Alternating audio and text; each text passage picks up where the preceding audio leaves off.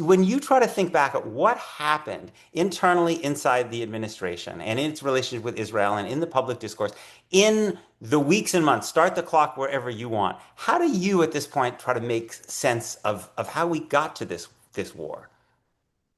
Thank you, Peter. And again, great to be with all of you. Thank you for the invitation. And it's always amazing to be with Asla as well. Um, make sense may be a bit too charitable. Okay.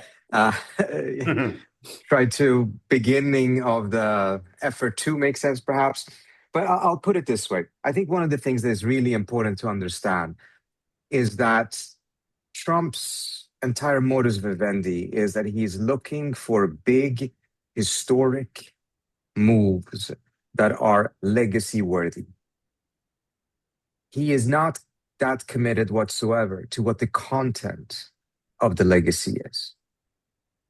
And you can go to him and you can convince him to go along with something that is completely contrary to everything that he said that he stood for and was against, such as a regime change war, another major war in the Middle East.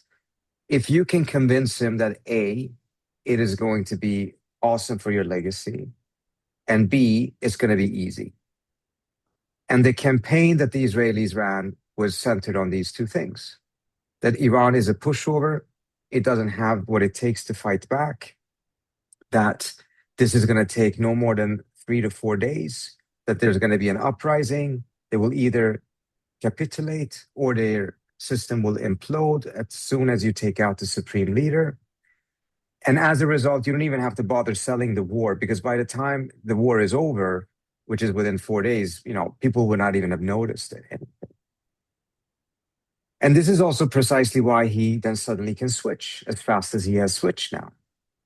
Because he's not switching towards just walking away. He's not switching towards making a small deal. He's switching towards another legacy-worthy outcome, which is to actually make peace with the Islamic Republic, have a transformative development that doesn't just transform the relationship, but transforms the entire region. So if you can point to him that there is a different path, an easier path, a better path that still achieves legacy, historic, the greatest thing, bigly, whatever the adjectives is that he would use, that's the direction he goes. And he has no path dependency whatsoever, not to his own previous decisions, and certainly not to anyone else's decision. And what the Israelis very successfully did, I think, was to play on that. And it's very fascinating. They never even bothered to do much of an effort on Capitol Hill, because they recognize it's not important any longer. If you compare the fight now compared to 2015, there was such a massive Hill game that was being played. There isn't much of that because you don't need it. Half of this town's journalistic core apparently has Trump's cell phone, and he keeps on picking up the phone when they call and giving interviews on the spot. So they could just short circuit whatever little was left of the policy process and just go to him, bypass the intelligence services, bypass all of these other way stations that they previously had to go through to just go to him and then play on his psychology. And they did it very effectively, perhaps even better than they expected. But the war and the premise of this whole thing was completely erroneous. And as a result, it didn't work out the way that they thought. And very likely now, if this new pathway, this other legacy-worthy pathway he chooses works out, then Netanyahu, I think, is going to be the biggest loser of this entire ordeal, which is clearly not what he expected in any way, shape, or form.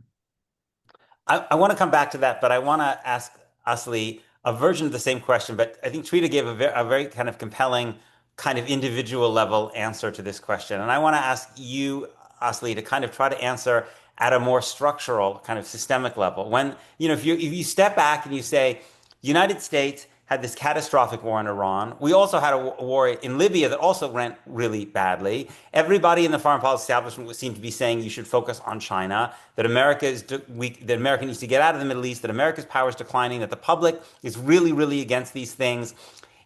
How do you explain the fact that we still get to this point, and not just that we still get to this point, with a crazy guy like Trump, but that actually this war is considered like a very legitimate idea by so many people who have kind of who have intellectual and political authority in the United States.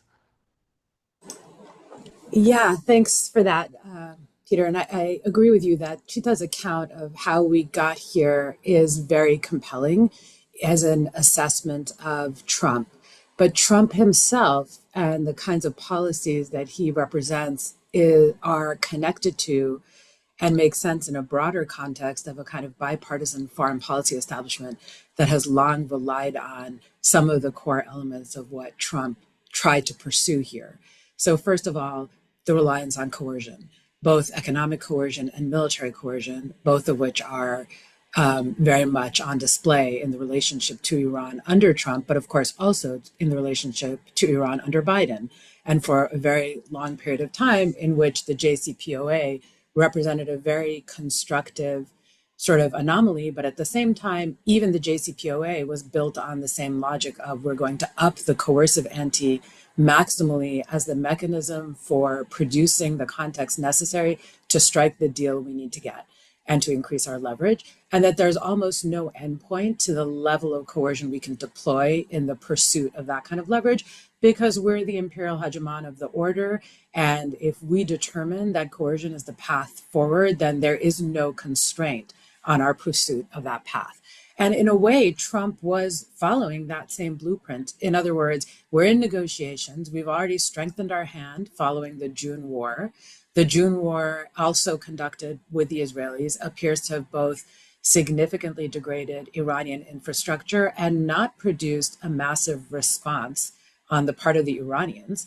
And so let's double down on this project. Yeah, we're in negotiations now, but maybe we can exchange this negotiating team for a more favorable negotiating team. And we've heard all kinds of remarkable stories about the Israelis trying to cultivate Ahmadinejad, of imagining that they had ins with a variety of actors. And so let's call this regime change a la Venezuela.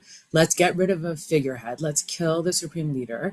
And let's bring in a coterie of people we think will have even greater leverage with. So you can kind of see the extension of the logic, which is, first of all, of course, very Trumpian around the deal making and the bullying and the so forth, but also of a piece with how the United States has approached the region for a long time.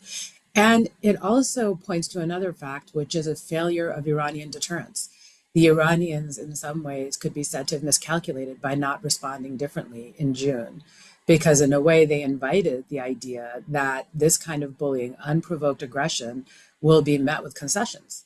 And I think what happened is both the scale of this aggression, the lesson learned from June, and just the extremity of the disruption that the Israeli project now represents in terms of the hubris, the brazenness, the quantum of coercion that Israel is either directly applying or inducing across the region against all of its adversaries. I mean, its appetite just grows with every additional adventure. And I think taking, stock of where they found themselves in the region on February 28th and, early March, the Iranians decided to pursue a set of strategies that were out of keeping with their own track record, which by contrast to the US has been very dependent upon only minor increments of coercion, very carefully applied, rarely resorted to, an extremely responsible and